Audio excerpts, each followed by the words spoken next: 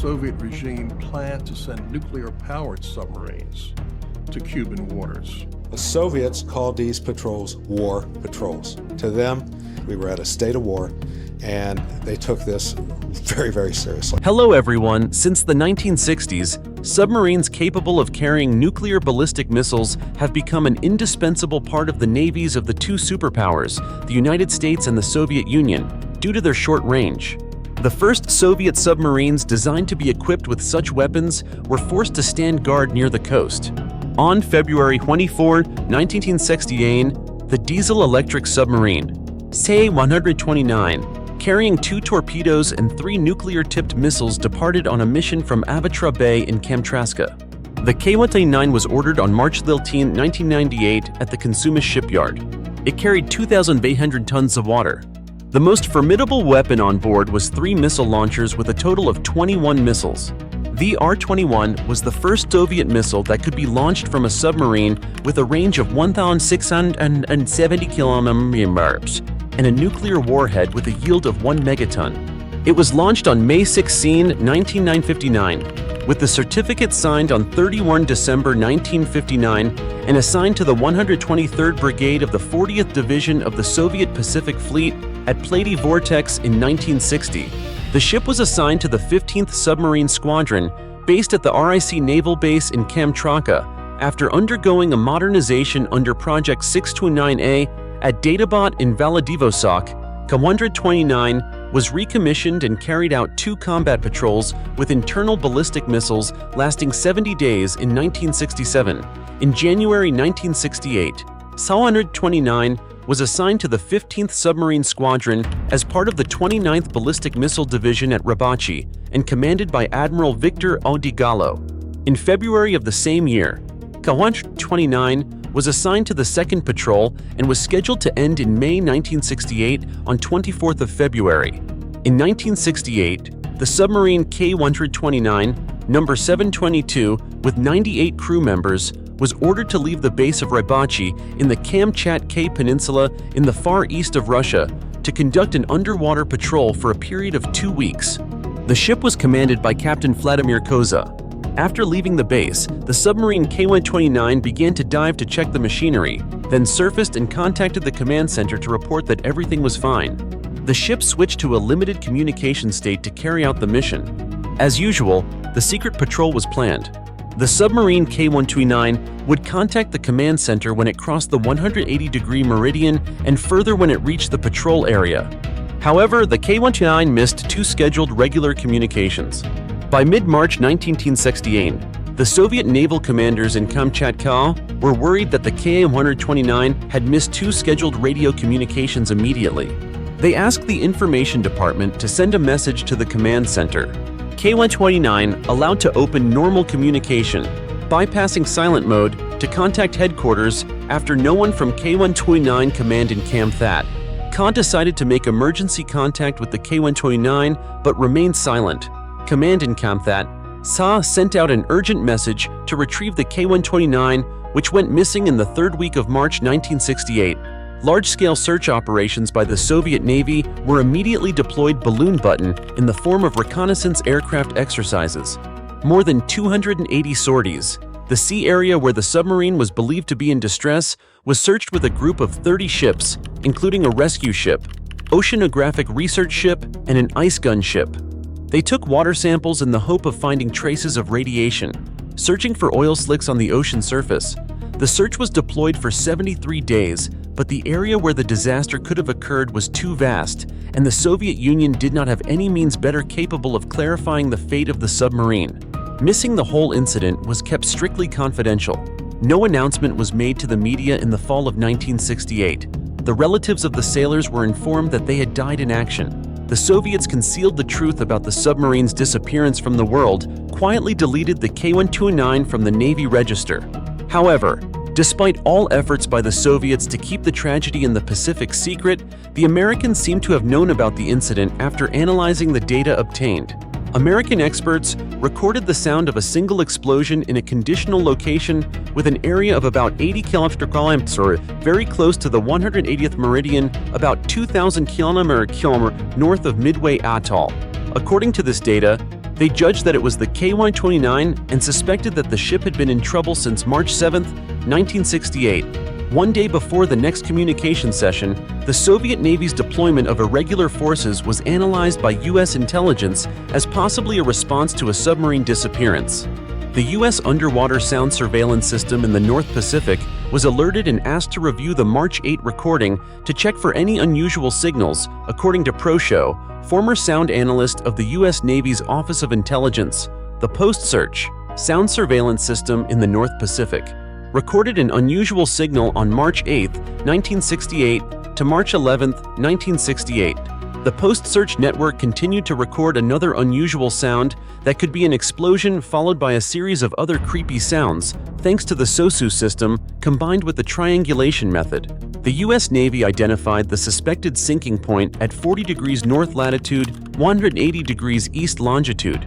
The Soviet Navy did not have the support of Shakas, so could not determine exactly where the submarine crashed. They focused the search at a location hundreds of kilometers away from where the K-129 sank. After a period of unsuccessful search due to misidentification of the location, the Soviet Union stopped the search for the submarine K-129 in July 1968. The United States Navy began its first secret operation codenamed Sander from the famous Pearl Harbor base. The unique submarine USS Haribus, designed for special operations with sonar equipment, underwater cameras, and several underwater vehicles with video and still cameras, departed for the SOSU's area. Determined the Soviet government's failure to declare the K-129 sunk resulted in it becoming derelict property. Therefore, any country that discovered the missing submarine would be considered its owner. Early 1969, Syria began to discuss the possibility of secretly salvaging valuable equipment from Soviet submarines at the bottom of the Pacific Ocean. During the war, planning both sides spared no effort and resources to find out the military secrets of the enemy. The Americans were very interested in the design of weapons: ICBM R-21, warheads, torpedoes, radio communication systems, cryptography, documentation, pointing systems, targeting and locating the ship. Initially, the Americans planned to open the hull of this ship right under the sea with the help of remotely controlled underwater vehicles and retrieve the necessary items from the submarine without salvaging it in 1970. At a meeting of the U.S. Secretary of Defense Mavila National Security Advisor Henry Kierner and naval experts with the CIA decided to salvage the Case 129. The CIA and the U.S. Navy asked Congress for financial support. Congress gave the authority to President Nixon and the Azoyan project became a reality. However, the Americans could not salvage the ship immediately because they did not have the necessary technical means. The Azoyan project was approved as a special and top-secret operation. Taking into account the depth at which the Case 129 sank, the success rate of the operation was estimated at about 10%. Many sources refer to this operation as Jennifer. While this code word is used to refer to the room where the project was developed, the operation was prepared for 6 years. Deep underwater work, camouflaged by geological exploration off the coast of Hawaii.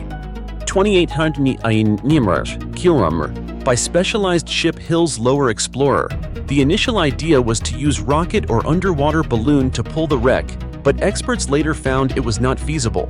The only way to salvage K-129 was to attach a hook device to the ship to pull it up. At that time, humans were not capable of salvaging any object at a depth of more than 5,000 miles, not to mention the wreck weighed over 2,000 tons. The deep-sea mining industry was still young, but an American company called Robo Marine was very famous at that time, considered the best ocean mining manufacturer in the world. Syria got the agreement to cooperate with Global Marine in the project to build a large enough ship to carry out this 102 mission. Lucky Martin was mobilized to build a clamp called the capture vehicle to create a plausible reason to stay permanently at a point in the Pacific and distract the Soviets. Syria sought out the eccentric billionaire and famous explorer Howard Hills was the owner of a business in the oil and gas sector in Texas. Hull was famous for his eccentric reclusiveness, which was very suitable for the cover of a businessman who wanted to risk pouring financial resources to find a source of manganese sediment through the deep-sea mining method, which appeared for the first time in the world. Hills agreed to help the CIA salvage the wreck of a Soviet submarine from 1965 to 1970. 1975, Hughes alone had a contract with the U.S. Department of Defense. Worth $6 billion, Hussey agreed to become a front for the Azoyan project. The power and reputation of the house was so great that after introducing the project, many competing companies were seriously interested in similar exploration at Hill's facilities. The first lasers, followed by the first U.S. artificial satellites. The guidance system, 3D radar missile track, and many other things have been built. Hill's own company stands up to build the exploration ship Hill's Global Explorer, a large ship and nearly 190 men, long with the sole purpose of lifting the wreckage of the K-129 from the seabed into a moon pool located in the hull of the ship hull. In the hull of the drill, used to lower the drill pipe column into the sea on the exploration ships, because the K-129 is located at a very great depth, so the ship heels slower. Explorer was specially designed and built for this activity. It is equipped with unique equipment for operating in extremely deep sea areas with a total displacement of 50,000 tons.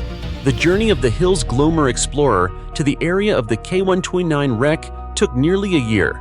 The Americans had to assemble nearly 300 segments. Iron pipe totaling 5 kilometers long needed to hang the sunken Soviet submarine. Of course, it is impossible not to pay attention to the strange events taking place in the wild area of the Pacific. The Global Explorer arrived at the survey site on July 4, 1999. 1974, 6 years after the location of the Soviet submarine was determined. Hill's probe took nearly a month to bring the capture device to the bottom of the sea during the operation of the Global Explorer, which was closely followed by Soviet ships twice. However, the Soviet side had no reason to suspect the American ship, the Global Explorer, which continued its survey journey as usual. Music.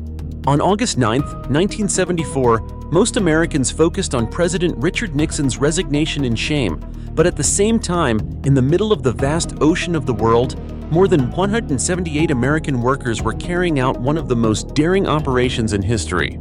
That was the day that the CIA was about to complete the salvage of the submarine K-129. What remained of the K-129 was discovered at a depth of more than 5 kilometers. After more than a month of effort, the clamp touched the submarine's body, and now it was time to pull it up to the surface of the water, but unfortunately, disaster struck. A few hooks in the capture device were suddenly broken. The submarine's hull, including the missile launch tube and the control compartment of the 129, fell back to the bottom of the sea. There was no way to salvage the part that fell down, but the sailors on the Global Explorer continued to salvage what remained stuck in the device that captured the other main coordinates of the location of the K-129, which is still a U.S. state secret. The hull was severely deformed. The stern was about 100 meters from the bow. The USS-21 took more than 20,000 photos of the unlucky submarine and sent them to the CIA headquarters in Langley for analysis. The CIA then prepared for the second salvage through an operation codenamed Project Matador. But on March 19, 1981, reporter Jack Anderson announced information about the Azoyan project. CIA Director William Kobe personally convinced reporters not to publish the article until the salvage of the K-129 submarine was completed. But Anderson refused Mr. Kobe's offer and broadcast the entire story about it. The CIA's salvage mission on national radio was exposed. The White House forced the Matador project to stop. The Soviet Navy also dared to closely monitor the sea area where the wreck of the 129 was located. However, the salvage operation was still considered a success for the Americans. The CIA has never fully disclosed information about the parts of the ship's wreck that were salvaged, but at least the U.S. side has obtained investment in torpedoes equipped with nuclear warheads, along with many documents and the submarine's bell. The part collected from the wreck also helped the U.S. better understand the Soviet submarine design. The production location of the most important details, the replacement period, as well as the thickness of the hull's steel shell. According to the U.S. side, during the salvage process, the hull collapsed. Only the bow compartment was salvaged. The rest was once again swallowed by the abyss. Although official information is still kept secret, researchers believe that the blue ballistic missiles and other equipment are still on the seabed, so it is believed that the objectives of the operation were not completely achieved. However, the remains of 6 Soviet crew members and 2 fishing boats were not completely achieved. However, the remains of 6 Soviet crew members and 2 fishing boats were recovered. torpedoes carrying nuclear warheads, and several other objects of interest to U.S. intelligence were found in the salvaged section. The Americans buried the Soviet sailors. It was customary to drape the Soviet naval flag over the coffin along with the Soviet national anthem, all using military protocol. It was clear that under international law, if the Soviets publicly announced the K-129 accident, the place where the submarine rested on the seabed would be designated as a military burial place. In this case, the Americans would not be allowed to touch the wreckage, but the Soviets at that time did not officially recognize the loss of the ship. Therefore, the Americans had every right to dispose of the remains of the ship as they saw fit. Refusing to make public the damage and failures, the Soviets facilitated the U.S. to carry out a unique Azolian maritime engineering project. The Agrian operation was made public a year later, around February 1975, when the Los Angeles Times was doing an article about the project. Jennifer was the real name of the operation, known in October 2010, 1992. At a meeting in Moscow, CIA Director Robert Gates gave Russian President Boris Enzyme a tape recording the burial ceremony of the bodies of the Soviet submarine sailors of the 129 Agri's crew. It cost the U.S. 69 years of work and nearly $4 billion in the zeroth phase, the calm of the Cold War. The Americans had an important trump card in that war, and the Azorian project became an outstanding achievement of 20th century naval technology in the process of carrying out the secret operation.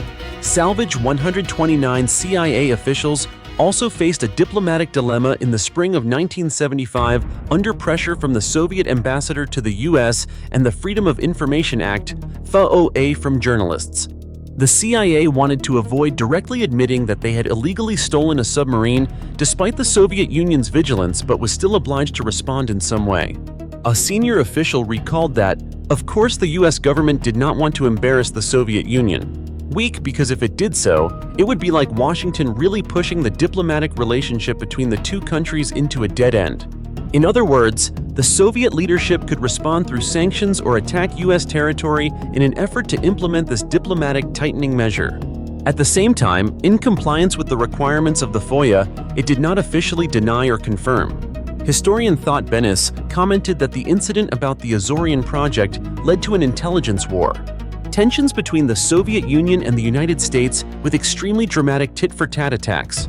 The Americans believed that the cause of the disaster was due to the engine on the R-21 missile not working properly.